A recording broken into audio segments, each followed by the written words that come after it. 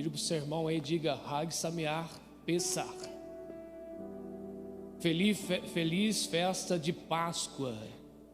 Então nós comemoramos a ressurreição do nosso Senhor Jesus Cristo, mas é importante nós termos o conhecimento da instituição da Páscoa e quando começou a Páscoa.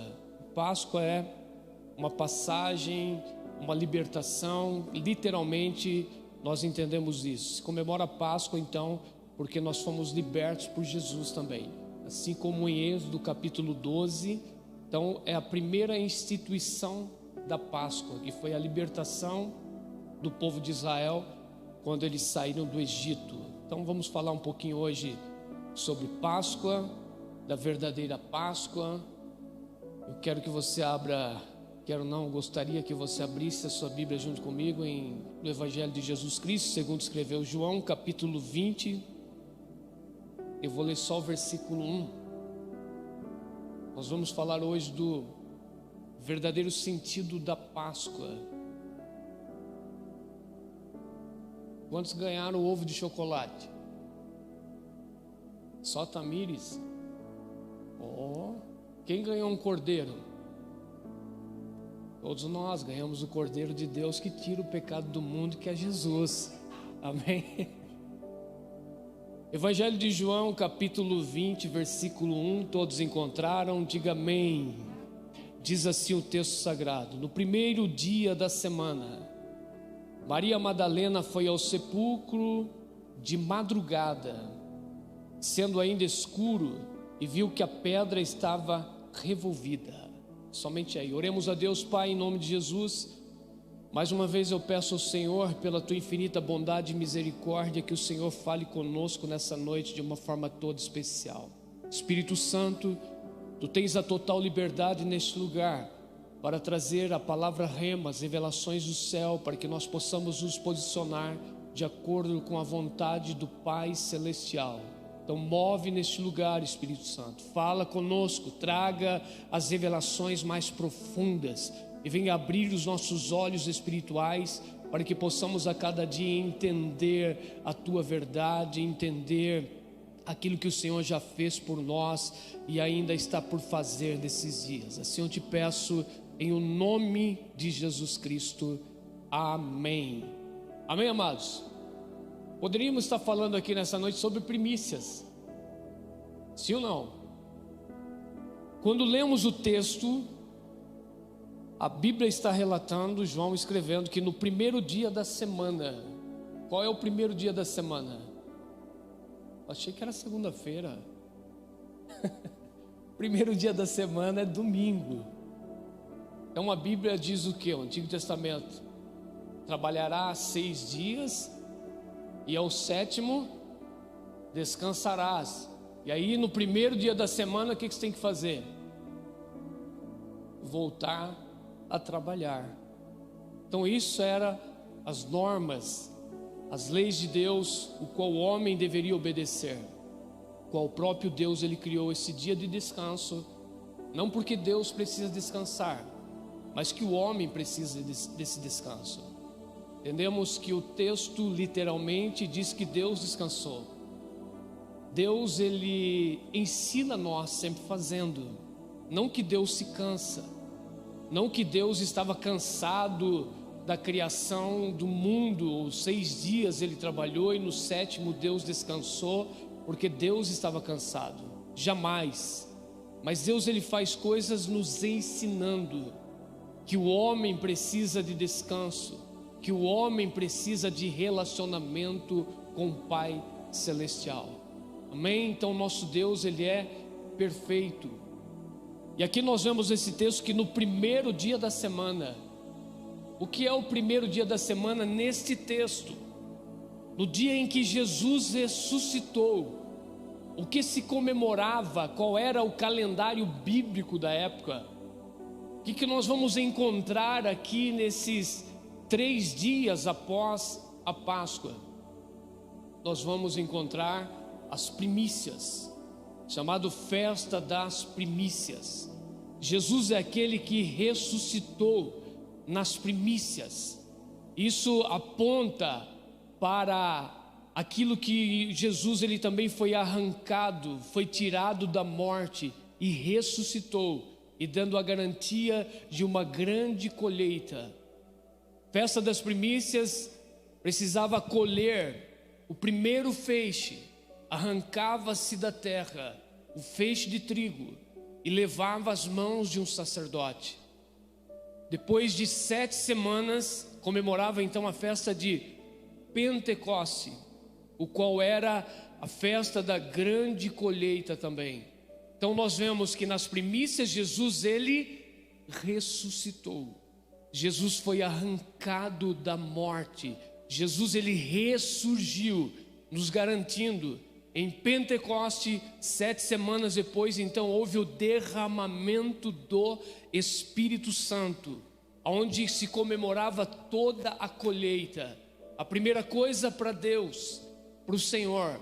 Então o primeiro é Jesus, mas depois então vem uma grande colheita, aponta para um grande mover do Espírito Santo na igreja, uma colheita de almas, onde nós temos a certeza, a convicção dentro de nós, que nós, se morrermos em Cristo Jesus, nós vamos ressuscitar, porque Ele é aquele que ressuscitou e garantiu a cada um de nós que nós também vamos ressuscitar e viver eternamente com o nosso Deus. Amém? Então, quando Jesus ressuscita, Ele não ressuscita na Páscoa, Ele morreu na Páscoa. E entendo que Jesus ele antecipou a Páscoa quando ele comeu com os discípulos. Jesus ele não comeu no dia da Páscoa. Jesus ele antecipou a Páscoa. Dá para você entender algumas coisas espirituais a respeito disso? Quando Deus está prestes a fazer alguma coisa na nossa vida e trazer o novo de Deus, então Ele vai trazer o que? Vai antecipar algumas coisas na nossa vida. Se Jesus ele morreu, eu não sei se foi na sexta, se foi na quinta ou foi na quarta. Pergunta para o seu irmão, que dia que Jesus morreu da semana? Como nós estamos acostumados a falar na sexta-feira, né? Que Jesus morreu na sexta-feira. Agora faça a conta aí, dá 3 dias que Jesus ressuscitou, ele ressuscitou no primeiro dia da semana. Dá 3 dias, da sexta até o domingo? Não, Jesus então foi na sexta, o 6º dia, depois o 7º dia o primeiro, mas em período de 24 horas, então não daria isso, porque Jesus ele ressuscitou, logo pela madrugada, Maria foi ao sepulcro, ainda escuro, e ela não encontrou Jesus ali. Mas vamos pular essa parte, amém, irmãos? O importante é que Jesus ele ressuscitou. Não vamos discutir coisas teológicas, o tempo, dizer, Jesus para dar 3 dias tinha que morrer antes. Mas uma coisa é certa, Jesus antecipou a Páscoa. Porque Ele foi o Cordeiro Pascal que morreu na sexta-feira, no crepúsculo da tarde, para cumprir o plano e o propósito de Deus. Isso nós temos que entender e colocar dentro de nós. Jesus é o Cordeiro Pascal. Ele morreu bem na hora onde eram sacrificados os cordeiros na época. Êxodo capítulo 12, quando você pegar a instituição da Páscoa, que é a saída do povo do Egito, Deus ele dá uma ordenança, para que no 10º dia do mês, é Nissan, mas naquela época vive, no 10º dia precisava pegar um cordeiro até 1 ano de idade e deixar ele a um lugar guardado, reservado, e esse cordeiro precisava ser sem mácula, sem mancha, e precisava ter até 1 ano de vida. Então ele ficava 4 dias sendo analisado. Por quê? Por que Deus está dizendo ao 10º dia traga o cordeiro? E no 14º dia, ao crepúsculo da tarde, vocês vão matar esse cordeiro. Então se Deus está dizendo para trazer o cordeiro no 10º dia, nesse período de 4 dias, entrando para o 5º, porque às 6 da tarde do outro dia já era o 15º dia do mês, então esse cordeiro ficava sendo analisado, se ele tinha alguma mancha, se ele tinha algum problema, se ele tinha algum defeito, porque em tudo tem um sentido dentro da palavra. Porque às vezes você não medita na palavra, mas você lê a palavra e não aprofunda na palavra de Deus. Então nós lemos a Bíblia fazendo perguntas para o Espírito Santo, entendendo por que todas essas coisas, ou por que todos esses detalhes. Deus sempre foi, é e será um Deus detalhista, que Ele gosta das coisas perfeitas e tudo no seu devido lugar. Então vira para o irmão e diga: pare de ser bagunceiro, organiza a sua vida, faça as coisas certas. Se você quer agradar a Deus, organize a sua vida. Não diga porque, não, eu faço de qualquer maneira, eu faço e as coisas dão certo. Não, Deus é um Deus planejado. Deus é um Deus organizado. Tudo que Ele vai fazer, Ele começa tudo, Ele planeja e faz. Sabe como Deus criou tudo? Primeiro já estava dentro dele. Pai, Ele libera a palavra é Jesus, que é o verbo, e o Espírito Santo é aquele que age e faz todas as coisas. O Pai libera, o Filho, a palavra é gerado, o Espírito Santo se move e as coisas começam a acontecer. Então quando tudo está organizado é só falar, e quando se fala as coisas são colocadas no devido lugar. E é assim que Deus fez. Então Deus criou tudo pela palavra. Haja luz, houve luz, haja divisão de terra e céu, água, expansão, e tudo foi acontecendo porque já existia. Deus já tinha planejado tudo. Deus não tem plano B. O plano de Deus é perfeito. Ninguém pega Deus de surpresa. Quando o homem pecou, Deus não foi pego de surpresa, irmão. Deus já sabia de todas as coisas. Há uma soberania. Deus é soberano. Deus não erra. Tudo que Deus fez é perfeito. Você que está aqui é perfeito, amém? Você é criação de Deus. Então você é uma pessoa perfeita. E quando você está em Cristo Jesus, então você tem esse entendimento. E você entende que você é uma nova criação. Em Cristo Jesus nós somos uma nova criação. Nós não somos criaturas de Deus. Em Cristo nos tornamos filhos de Deus, criação de Deus, nova criação. Não é mais uma criatura qualquer, é uma nova criação. Você tem Cristo dentro de você. Você tem o Espírito Santo. Você é uma pessoa diferenciada. Amém? Então aprenda a enxergar os detalhes dentro da palavra. Quando você começar a entender e compreender detalhes dentro da Bíblia, você vai começar a organizar a sua vida. Sabe como é a organização na nossa vida? Ela começa de dentro para fora. É de dentro para fora que tem que começar em nós. E às vezes nós queremos organizar a vida de outras pessoas, esquecemos de organizar a nossa vida. Então tudo que Deus faz é perfeito. Tudo que Ele fez é perfeito. Na construção do tabernáculo, Ele começa de dentro para fora. Ele dá um projeto, dá a visão, passa tudo, mas começando de dentro para fora, da arca da aliança até chegar aos pilares que estão do lado de fora. Mas na hora de construir, na hora de edificar aquilo que Deus falou, então a última coisa que é colocado dentro do tabernáculo é a arca da aliança. Amém? Então Ele dá o projeto de dentro para fora, mas na hora de executar, na hora de fazer, na hora de construir, na hora de organizar, então começa de fora para dentro, até chegar à presença máxima de Deus. Assim é a nossa vida. Quando nós nos organizamos, então nós vamos viver esses milagres e o sobrenatural de Deus. Amém, amados? Então esses 4 dias do Cordeiro era para ser analisado. Jesus foi ungido em Betânia um dia, amém? Quantos dias faltava para a Páscoa? Cadê os irmãos bons de Bíblia aqui? Em João, Evangelho de João, capítulo 12, 6 dias antes da Páscoa, Maria ungiu Jesus. Já estava preparando Jesus. Já estava preparando Ele para a morte. Já estava preparando Ele para Ele enfrentar esse dia. Então ali já é uma mensagem profética, uma preparação. No Antigo Testamento, 4 dias antes, então o cordeiro era analisado. E Jesus também ele foi analisado pelos sacerdotes. Jesus, quando foi preso, passou na mão dos sacerdotes, dos acusadores, de Pilatos, de pessoas analisando, olhando Jesus e vendo se achava algum defeito em Jesus.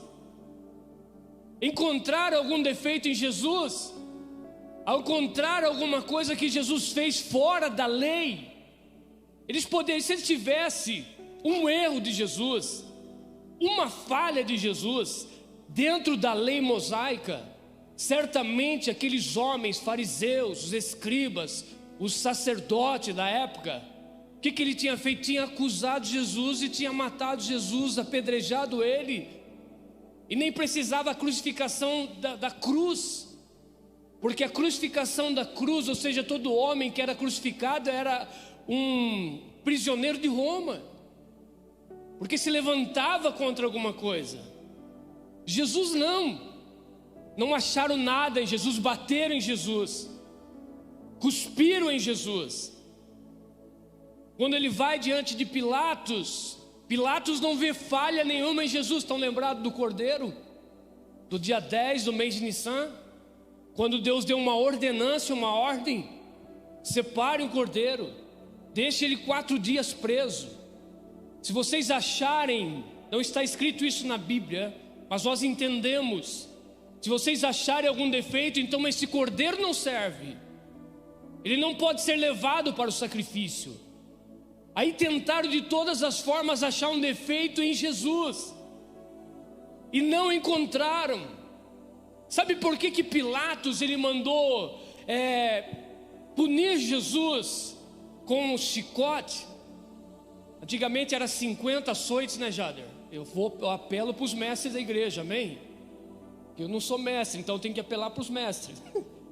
A lei era 50, depois tirou 2, então ficou 48 açoites. E dentro, ou seja, nessa, como chama? O chicote, vamos falar dessa maneira, ele tinha 12 pontas, é isso? De ossos e ferro. Então quando ele era lançado ou pegava nas costas, ele rasgava. Era uma dor muito grande. Pilatos ele fez isso por quê? Porque ele não viu defeito em Jesus. Jesus é o quê? É o Cordeiro de Deus. Ele não conseguiu enxergar uma falha em Jesus.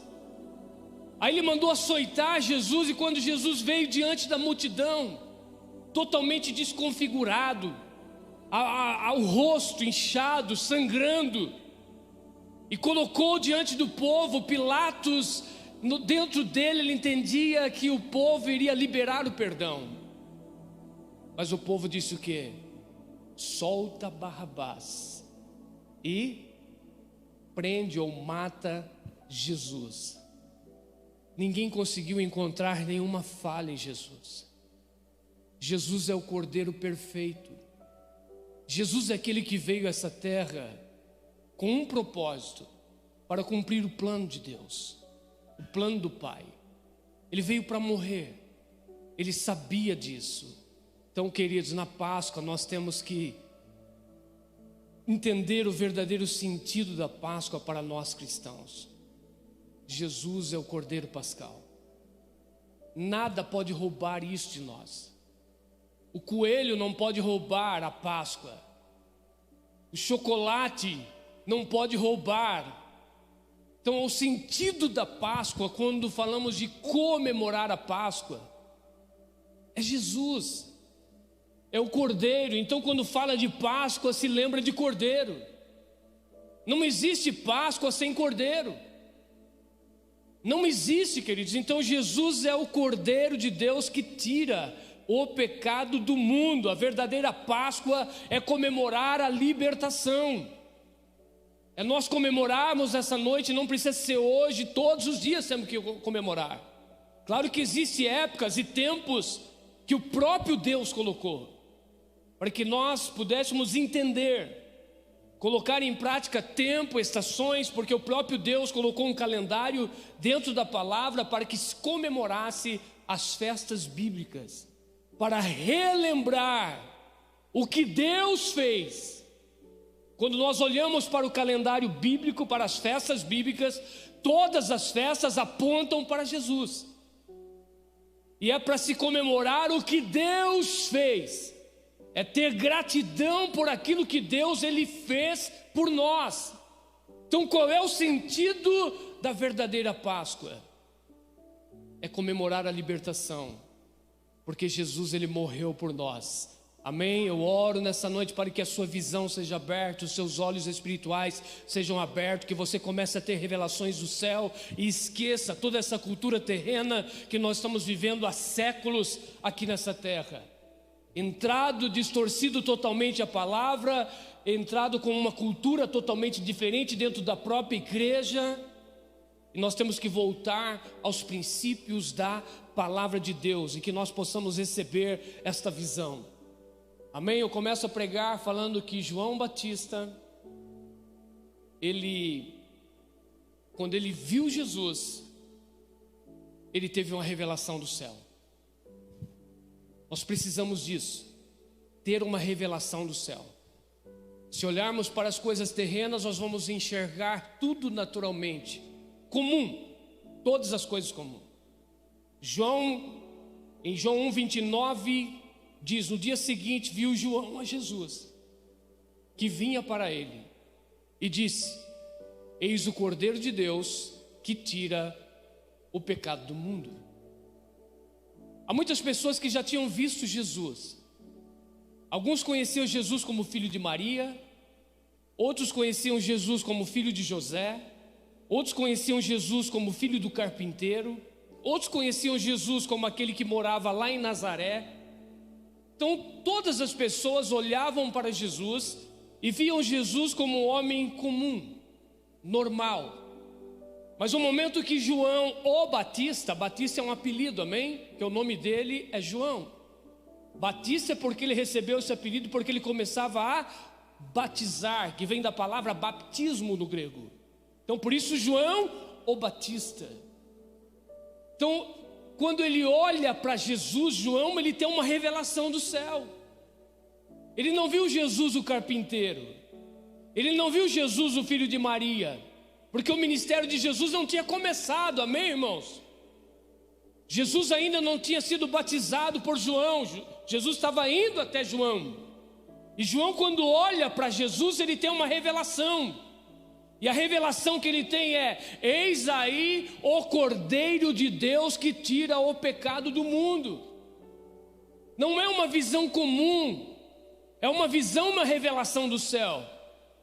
Quando Jesus estava reunido com os discípulos um dia antes da sua morte, ele perguntou aos discípulos: o que estão dizendo que eu sou?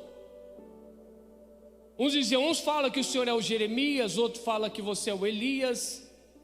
Aí Pedro olha para Jesus e diz: tu és o Cristo, o Filho do Deus vivo. O que Pedro teve naquele exato momento? Uma revelação do céu. Ele não olhou para as coisas terrenas e suposições. Pedro trouxe a palavra revelada. Ele trouxe o entendimento do Pai, ele trouxe uma revelação direta do Pai Celestial. Porque Jesus disse: quem revelou a você, Pedro, foi o próprio Pai.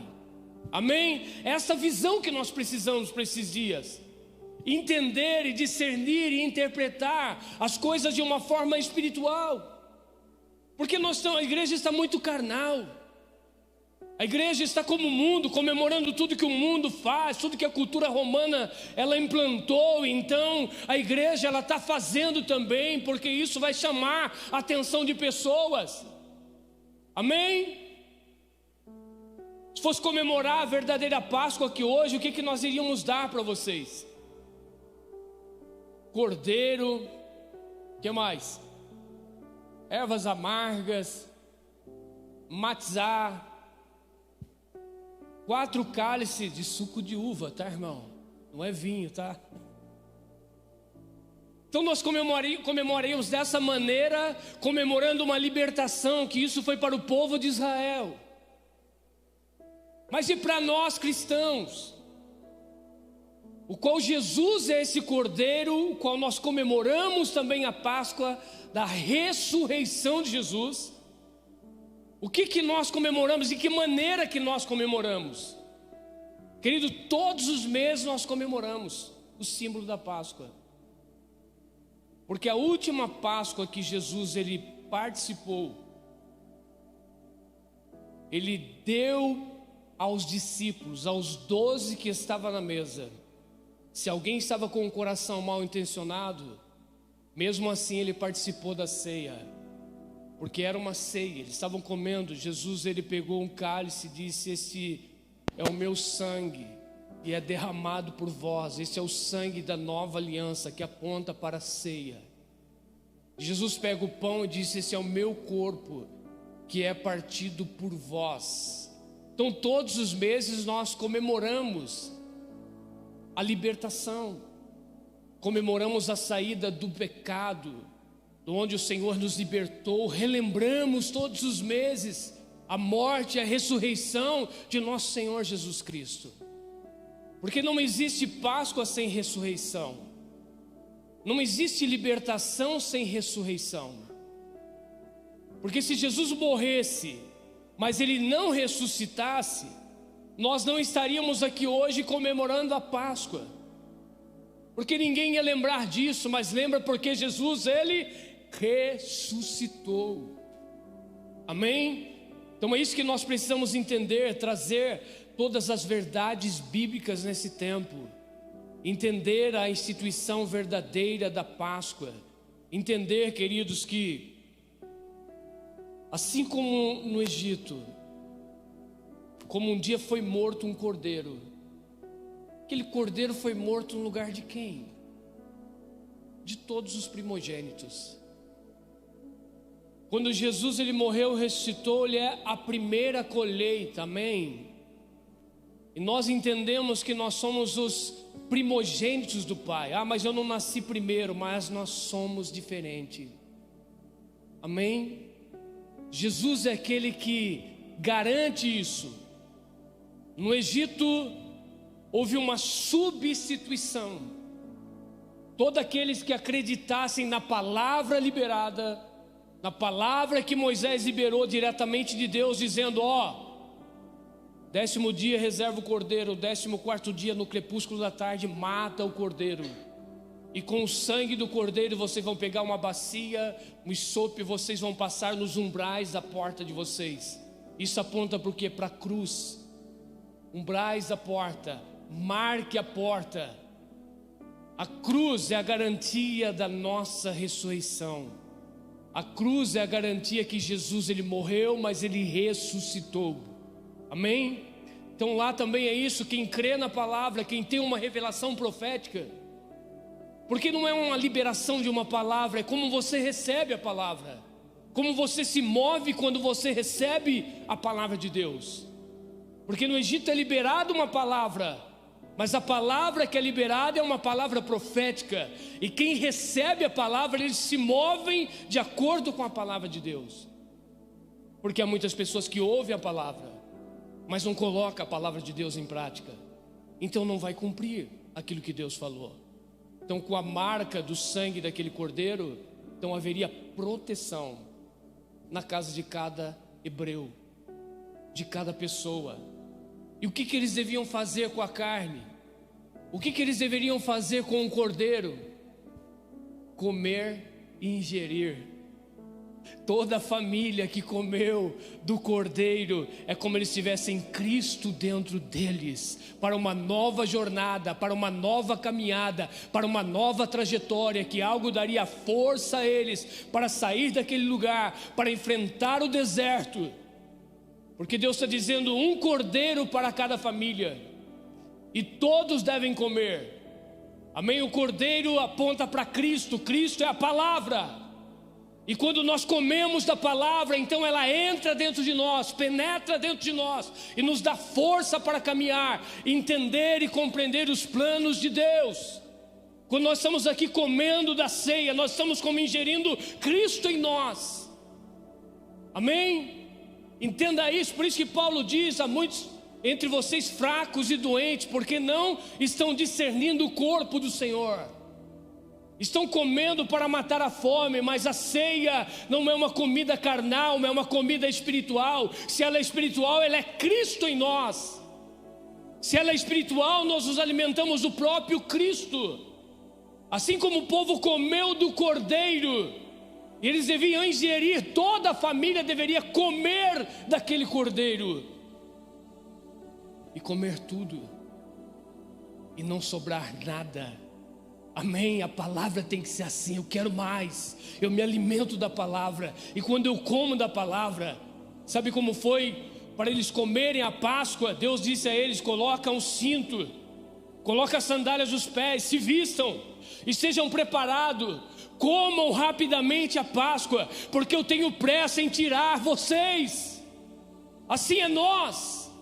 Estamos comendo e nos alimentando a cada dia da palavra, mas temos que estar prontos para a volta de Cristo, pronto para uma nova passagem na nossa vida, sair deste mundo e ir para Cristo Jesus e viver eternamente com Ele.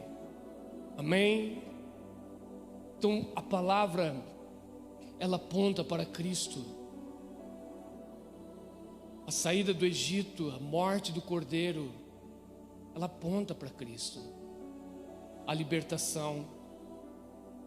Nós vemos alguns tipos de morte, da morte de Jesus no Antigo Testamento, como a tipologia, e alguns animais e alguns cordeiros.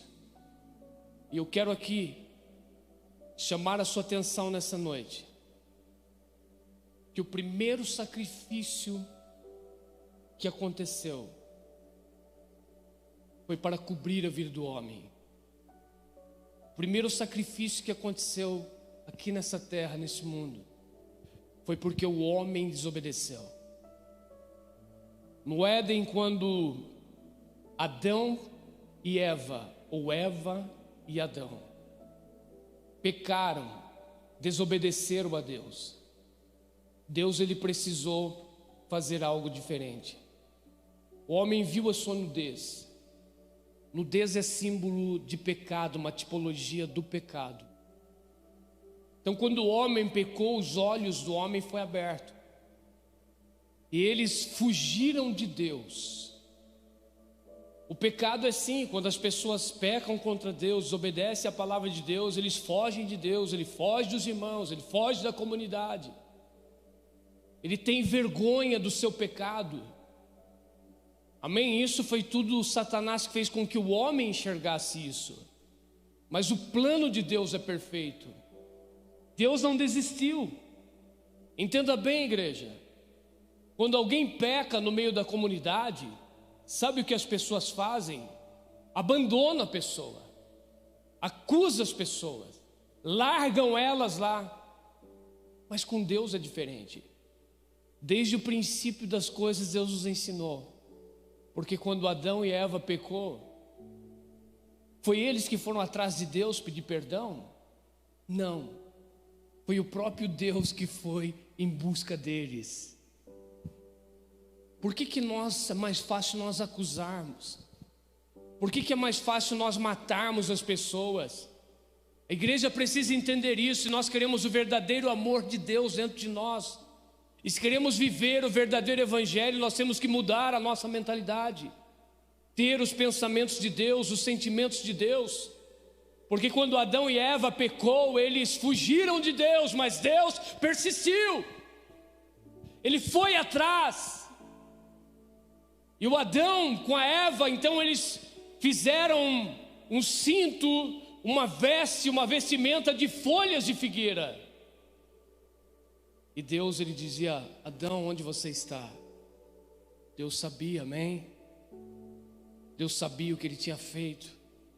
Deus sabia que ele tinha pecado. Deus sabia que ele estava envergonhado. Deus sabia que eles estavam fugindo. Mas Deus se fez de uma pessoa que não sabia de nada e foi até eles. Se nós queremos ser uma verdadeira igreja, nós precisamos amar primeiro. Nós precisamos entender os planos e os propósitos de Deus. Porque Deus sabia que eles foram tentados pelo próprio diabo. E Deus vai atrás. E Deus oferece coisas para ele. Deus não pode voltar atrás da palavra. Aquilo que Deus falou, Ele cumpre. Deus disse: a partir do momento que vocês comerem da árvore, do conhecimento do bem e do mal, desse fruto, vocês vão morrer. Deus não volta atrás. Mas Deus, Ele age com amor nessas situações. Então Deus vai atrás. Deus, quando olha para Adão e Eva, fazendo a minha tipologia, o meu pensamento, a minha conjectura dentro de tudo isso, Deus olha para eles e diz: essa veste que vocês estão não vai suportar o que vocês vão enfrentar a partir de agora. Isso é amor.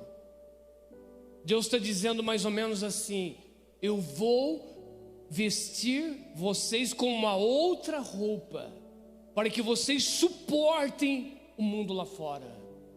Amém? Deus não pegou Adão e Eva imediatamente e disse: vocês estão expulsos do Éden. Não, primeiro Deus olhou para eles. Deus viu que aquilo que eles buscaram não era o suficiente. E Deus então dizia: eu preciso fazer algo por vocês. E aqui nós temos a tipologia da primeira morte de um animal. Aqui nós temos a tipologia da morte do próprio Cristo. No Éden nós já estamos vendo uma morte, porque a única forma de cobrir o homem do pecado, a única forma de o homem voltar para Deus, seria através da morte de alguém. E Deus então, Ele tem os planos dEle, os propósitos dEle. E Deus então está dizendo a Adão: eu preciso revestir vocês com uma outra roupagem, mas para isso vocês vão precisar de uma morte, de um sacrifício. Olha o que diz em 1 Pedro capítulo 1, versículo 19 e 20: mas com o precioso sangue de Cristo, como de um cordeiro imaculado e incontaminado, o qual na verdade em outro tempo foi conhecido, ainda antes da fundação do mundo, mas manifestado nesses últimos tempos por amor de nós. O cordeiro, ele não foi morto na fundação do mundo. O cordeiro foi morto há quase 2000 anos atrás para cumprir esta palavra. Não que Deus matou o cordeiro lá na fundação do mundo, mas Ele apresentou o cordeiro que tiraria o pecado do mundo. E João viu isso. Há muitos que conseguiram olhar e ver Jesus como este cordeiro. Pedro estava dizendo sobre isso.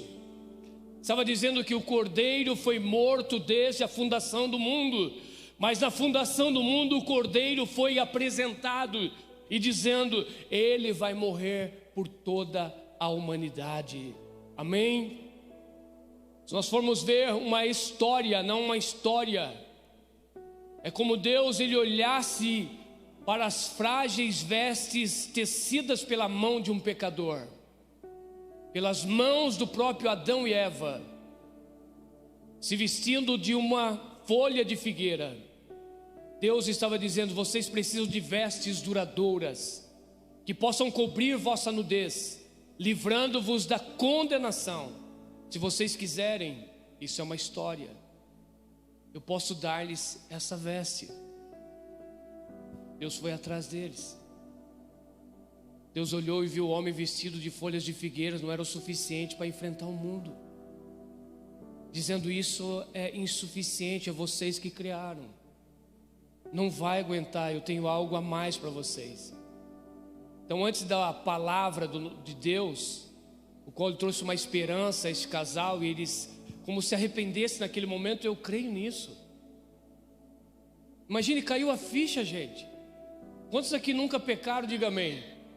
Todos nós somos pecadores. Quantas vezes você pecou e caiu a ficha naquele momento você quis voltar atrás? Quantas vezes nós retrocedemos, pedimos perdão, choramos? Será que isso não aconteceu com Adão e Eva? Quando Deus vem na viração do dia e encontra eles daquela maneira, eles vão até Deus envergonhados. Certamente dentro deles se arrependeram, derramaram lágrimas. Caiu a ficha naquele momento, porque há coisas na vida do ser humano que na hora não cai a ficha. Você está ali na orgia fazendo coisas erradas, mas depois vem a realidade. Depois vem um arrependimento. E eu creio e penso dessa maneira que eles também se arrependeram, choraram, despiram de suas ilusórias vestes, símbolo de seu fracasso, porque as vestes que o homem criou eram o símbolo do fracasso, porque eles não iam conseguir enfrentar, não conseguiriam viver com aquelas vestes de uma folha de figueira. Eles precisavam de algo mais, eles precisavam da veste da salvação. É como se o próprio Deus estivesse prometendo algo a eles. Eles estavam arrependidos. Diz a história, com ternura, Deus passou a descrever-lhes primeiramente os amargos resultados de sua queda, dizendo: filhos, vocês selaram o destino de toda a criação nas garras da morte. A desarmonia já permeia a natureza, procurando destruir nela todas as virtudes. O abismo no qual vocês imergiram pela desobediência é por demais profundo para que possam ser alcançados pelo meu poderoso braço. Depois de proferir essas palavras que revelavam uma triste sorte, Deus convidou o casal a segui-lo. Cabisbaixo, Adão e Eva em pranto seguiram o Criador em seus passos de justiça, que encaminhavam-nos ao lugar da vergonha, queda, onde supunha encontrar o doloroso fim. Como doía-lhes na alma a terrível expectativa de serem reduzidos juntamente com a criação, a frias cinzas sob a escuridão daquela noite de pecado. Enquanto caminhavam, contemplavam através das lágrimas as belezas adormecidas, banhadas pela luz de Deus. Via os inocentes animais que não tinham consciência da grande dor subitamente. O casal se deteve, vencido por intenso pranto. Seus vacilantes passos haviam levado para junto de um cordeiro, o animalzinho mais querido. Seus olhinhos de meiguice haveriam também de se apagar. Enxugando-lhe as lágrimas, Deus ordenou-lhes: toma nos braços o inocente cordeiro, envolvendo-o junto ao peito. Acompanharam em silêncio os passos do Criador, até que alcançarem o topo mais alto, lugar da vergonhosa queda. Contemplando ali os restos dos rubros frutos, com ímpetos lhe veio à mente a lembrança da sentença divina: no dia em que dela comeres, certamente morrereis. O terrível momento chegara. O homem culpado deveria sofrer o amargo cálice da morte, sucumbindo sem esperança, consciente de sua perdição. O casal percebeu com horror que as mãos que os trouxeram para a vida empunhavam agora um cutelo pontiagudo de pedra. Trêmulos, prostraram-se e esperaram pelo cumprimento da justa sentença. Enquanto emudecidos pelo medo, Adão e Eva aguardavam o golpe que os reduziria ao pó, sentir o toque macio das mãos divinas que os erguiam para uma nova vida. A condenação, contudo, haveria de recair sobre um substituto. Colocando nas mãos de Adão o cutelo, o Criador lhe disse: o cordeiro morrerá em lugar de vocês. Adão deveria sacrificá-lo. Assustado ante a ordem de Deus, o casal em pranto pôs-se a clamar: Senhor, o cordeirinho não, ele é inocente. Com expressão de justiça, Deus acrescentou: se ele não morrer, vocês não poderão ter as vestes das quais falei. Ante a insistência do Criador, Adão, todo trêmulo, num esforço doloroso, cravou no peito do cordeirinho aquela aguda pedra. O golpe foi fatal, e o animalzinho, vertendo seu precioso sangue, mergulhou nas trevas de uma noite sem fim, contemplando o cordeirinho inerte sobre a relva ensanguentada. O casal ergueu a voz e chorou. Começava a compreender a enormidade de sua tragédia. Quão terrível era a morte, ela em seu poder apagara toda a luz dos olhos do inocente animal. Inclinando-se sobre o corpo inerte do cordeiro, Deus tirou-lhe a pele, Revestida de branca lã, e com ela fez túnicas para cobrir a nudez do casal. Após vesti-los, perguntou-lhes com carinho: vocês entenderam o sentido de tudo isto? Em profunda reflexão, por entre soluços de reconhecimento e gratidão, o casal exclamou: Ele morreu em nosso lugar para nos dar suas vestes. Adão e Eva, embora compreendessem aquela realidade física, estavam longe de entender o significado daquele acontecimento. A eles, o Criador revelaria o mistério do eterno amor. Assim Deus fez por nós. Enviou o seu único filho, sem defeito, sem mácula, para morrer em meu lugar, no seu lugar. Isso é amor do nosso Pai. Adão sentiu na pele a dor do pecado e a dor da morte daquilo que ele amava e dizia: ele não tem culpa. Por que esse animalzinho? Jesus também não teve culpa. Ele não pecou. A culpa era nossa, do homem, mas ele morreu em nosso lugar. Ele desejou fazer isso por nós. Amém? Na cruz do Calvário, Jesus também nos vestiu, cobriu o nosso pecado, cobriu a nossa nudez, nos deu uma nova vestimenta, nos deu uma autoridade, nos deu um presente que é o Espírito Santo, para estar conosco todos os dias da nossa vida, até a consumação desse século. Na cruz do Calvário, como este cordeiro que morreu ali, porque o Antigo Testamento somente é a sombra das coisas que aconteceria e cumpria em Jesus. Na cruz se cumpre. Na cruz Jesus nos veste. Na cruz Jesus, ele cobriu toda a nossa nudez, todo o nosso pecado, tirou a nossa vergonha e diz: agora com essa veste vocês podem vencer. Uma veste que eu estou dando a vocês agora, através da minha morte, vocês podem vencer este mundo. Amém? Nós temos que crer nisso, acreditar que tudo que Deus fez foi por amor. Ele entregou o melhor, Ele deu o Filho dele por nós, Ele morreu para nos garantir a salvação. Nós não somos suficientes. Aquilo que nós queremos fazer, aquilo que nós queremos construir, não vai dar certo, mas aquilo que Deus dá a nós, isso sim. Deus sempre colocou um substituto no Antigo Testamento para morrer em lugar do homem. No Éden, o decreto era a morte, mas Deus matou o primeiro animal, revestiu o homem e disse: vá, com esta veste vocês podem vencer. Quando Deus pede a Abraão Isaac, Isaac tem a tipologia de Cristo. Quando ele vai sacrificar também o seu filho, Deus diz o que? Abraão, Abraão, você me obedeceu, olha para trás. E o que Abraão viu? Um cordeiro. Abraão olhou para trás, ele viu um carneiro preso pelos chifres. Então Abraão tomou o carneiro e ofereceu em sacrifício a Deus. Então ali também é a tipologia da própria morte de Cristo. O Isaac para Deus morreu. Amém? Cumpriu o que Abraão fez, o que ele determinou, é como fosse uma justiça, está carimbado por Deus, dizendo: Satanás, ele cumpriu, porque ele foi até o fim.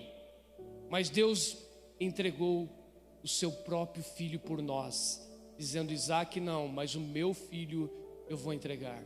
Amém? Jesus na cruz, ele bebeu o cálice em nosso lugar. Na Páscoa dos judeus, eles comiam ervas amargas, que é a palavra maroa, raiz forte, ralada ou picada, comia com verduras amargas, que simbolizava a amargura, a escravidão do Egito e a escravidão do pecado, o qual também nós fomos libertos. Jesus, ele fez tudo isso por nós na cruz do Calvário. Ele carregou nossa culpa e permaneceu em nosso lugar. Então por isso você tem que ter motivo de agradecer a Deus e festejar e comemorar nessa noite esta Páscoa, que é a ressurreição, a morte do Cordeiro. Esse é o nosso motivo, nós temos que ter isso, queridos. Jesus, ele tomou o cálice da ira de Deus, que era destinada ao homem. Então, como Jesus, ele tomasse este cálice da ira de Deus contra o homem, ela recaiu toda em Jesus. Amém? Quando Jesus está no Getsemane orando, em agonia, o suor dele transformou em gotas de sangue. Jesus disse: Pai, se for possível, passa de mim este cálice.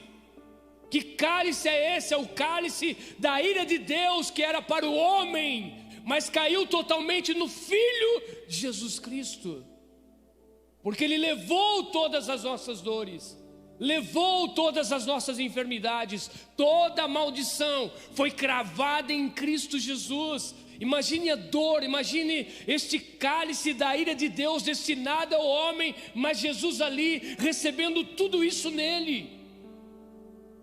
Hoje nós somos livres, hoje nós temos acesso ao Pai, não tem mais a ira de Deus, queridos. Quando aplacava a ira de Deus, na época tinha que matar um cordeiro, matar um animal, derramar o sangue. Aí Jesus vem e faz tudo isso por nós, então está consumado. Quando Jesus diz está consumado, ou seja, eu paguei, Pai, tudo aquilo que era para ser derramado no homem, tudo aquilo que era para estar no homem, eu paguei esse preço. Toda maldição foi lançada em Jesus, queridos. Amém? Alguém tinha que aplacar a ira de Deus. Aquilo que Deus impediu a Abraão de fazer, Ele fez com o seu próprio filho Jesus. Então Jesus é como se tivesse aplacado. Já acho que deu uma aula aqui do Mevan Acad falando da ira de Deus que ia recair sobre os homens e caiu sobre Jesus. É muito forte isso. Nós temos que entender, queridos.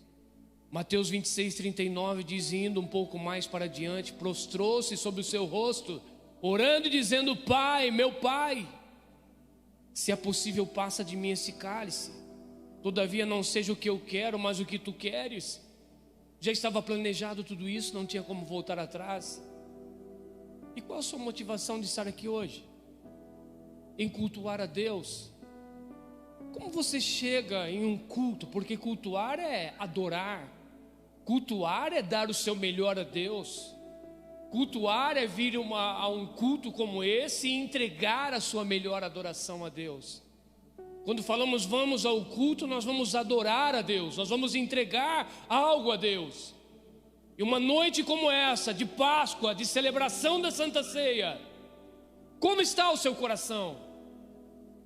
Seu coração está grato, ou você está dizendo: eu preciso voltar, eu preciso, agora não sei se tem Fantástico ainda, eu preciso assistir o Fantástico, eu preciso chegar na minha casa. Queridos, nós estamos na presença de Deus, nós temos que ser grato a Deus e dar o nosso melhor a Ele. Nessa noite era para nós estarmos aqui derramando lágrimas, dizendo: obrigado, meu Deus, porque a tua ira foi aplacada e foi derramada no seu próprio Filho. Ele nos amou primeiro. Amém? Queridos, havia o vinagre que Jesus não aceitou. Quando Ele disse que tinha sede pouco antes de entregar a sua vida e morrer, Ele pediu isso em João 19:28-30, diz: depois, sabendo Jesus que já todas as coisas estavam terminadas, para que as Escrituras se cumprissem, disse: tenho sede. Estava, pois, ali um vaso cheio de vinagre, e encheram de vinagre uma esponja, e pondo num ensope, lá chegaram à boca. E quando Jesus tomou o vinagre, disse: está consumado. E inclinando a cabeça, entregou o Espírito. Ele morreu como cordeiro que tirou todo o nosso pecado. Não há mais acusação. Você está livre. Assim como foi no Egito, quando morreu o cordeiro em lugar de todos os primogênitos de Israel, Deus está dizendo: a partir de agora vocês estão livres para uma nova passagem, uma nova caminhada, uma nova trajetória, e agora vai ser diferente. Eu vou estar à frente de todas as coisas. Vocês vão olhar durante o dia, à noite, vão ver uma nuvem protegendo vocês. À noite vai ter uma coluna de fogo, e quando eu me movimentar, vocês também vão se movimentar. Eu serei o seu Deus e vocês serão os meus filhos. Este é o plano perfeito de Deus. Então, quando Jesus ele morre na cruz do Calvário também, como o Cordeiro de Deus que tirou o nosso pecado, e dizendo: agora é uma nova passagem, é um novo tempo na vida de vocês. As coisas velhas se passaram e a partir de hoje tudo vai ser novo. No momento que Jesus expira, no momento que Jesus diz está consumado, sabe o que acontece naquele exato momento? Acaba um período e vai começar um novo tempo. Acaba naquele momento, porque Jesus cumpriu toda a lei. Então, a partir do momento que Jesus expirou, acaba-se a dispensação da lei e começa a dispensação da graça maravilhosa de Deus. A partir daquele momento, o homem voltaria a ter acesso e relacionamento com Deus. Porque a partir do momento que Jesus expirou e morreu, a Bíblia diz que o véu do templo foi rasgado de alto a baixo, e nunca mais conseguiram fechar aquele véu. Os homens até tentaram. Um véu muito grosso, segundo Flávio José, uma espessura que precisava de vários animais de um lado e do outro, puxando para rasgar aquele véu. Mas quando Jesus bradou e disse: Pai, está consumado, então o véu se rasgou de alto a baixo, dizendo: a partir de hoje, através do meu filho Jesus, eu aplaquei a minha ira contra o homem, e a partir de hoje vocês voltam a ter relacionamento comigo. Isso é o sentido da Páscoa, isso é o sentido da ceia do Senhor. É livre acesso, comunhão, relacionamento, ser dirigido agora por alguém que é o Espírito Santo, que Ele é Deus. Quando saíram do Egito, havia uma nuvem durante o dia, havia o fogo durante a noite. Mas hoje há um fogo do Espírito dentro de nós, o qual o Espírito Santo guia a nossa vida todos os dias, até a consumação desse século. Um novo tempo, uma nova passagem. Pessar significa passagem. Pessar significa saltar. Saia da inércia nessa noite. Comece a saltar, a sair deste lugar de comodismo espiritual e a viver os maiores milagres de Deus aqui nessa terra, a manifestar o reino dele aqui nessa terra, porque ele é o Cordeiro de Deus que tira e já tirou o pecado do mundo. Eu encerro dizendo: Jesus foi envolto em um pano. Na Páscoa tinha o cordeiro, na Páscoa tinha ervas amargas, na Páscoa tinha matzá. Na tradição judaica, pega-se uma matzá e enrola em um pano e esconde. E a primeira criança que achar essa matzá enrolada em um pano, ela ganha um presente. Jesus tem um símbolo da matzá, um corpo incorruptível, sem nenhum pecado. Fermento simboliza pecado, e a matzá era feito sem fermento. Jesus foi envolto em um pano. Jesus foi levado ao sepulcro.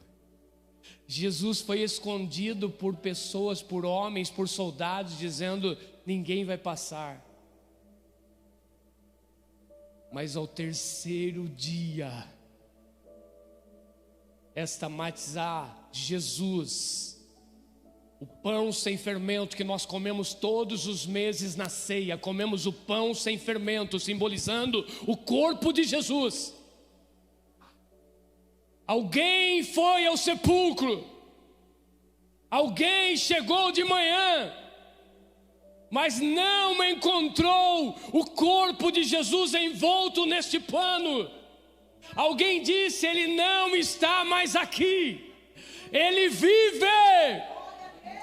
E alguém foi anunciar, como Maria dizendo a Pedro e João: o mestre não se encontra mais lá. E Pedro e João saíram correndo até o sepulcro para encontrar o corpo de Jesus envolto neste lençol, ou envolto neste pano, símbolo da matizá enrolada no pano, e alguém tem que encontrar. João entra, dá uma espiada e sai. Pedro, ele chega depois, mas ele tem coragem de entrar. E quando ele chega dentro do sepulcro, a Bíblia diz em João 20, capítulo 7, na versão King James atualizada, ela vai dizer que o lenço que estivera sobre a cabeça de Jesus e que não estava com os lençóis, mas deixado num lugar à parte. Na versão King James diz dobrado à parte. Jesus não estava mais ali, mas o lenço estava dobrado à parte, arrumado. Não encontraram o corpo de Jesus ali, porque ele ressuscitou. Dentro da cultura judaica, na época, quando se ia comer, pegavam um guardanapo, e quando uma pessoa estava satisfeita, ele amassava, deixava a mesa, e quando o servente ou o garçom passava e via o pano totalmente amassado, ele dizia: ele está satisfeito, eu posso tirar a mesa, ele não quer mais nada. Mas se ele passasse e encontrasse o pano ainda dobrado, o garçom dizia, ou o servente ou o servo daquela época: eles ainda querem mais alguma coisa, eles vão voltar, então eu não posso tirar essa mesa. Jesus deixou uma marca ali no túmulo, o lenço dobrado, dizendo: ainda não estou satisfeito, eu ressuscitei, mas eu vou voltar a buscar a minha igreja. Uou! Ele não está satisfeito, queridos. Ele vai voltar. E eu quero orar por você nessa noite. Eu podia falar aqui dos 4 cálices, eu não tenho tempo. Claro que meu sermão aqui eu não tenho tempo para isso. Mas eu quero orar por você nesse momento. Já quero chamar os obreiros que vão estar entregando a ceia. Isto é o verdadeiro sentido da Páscoa.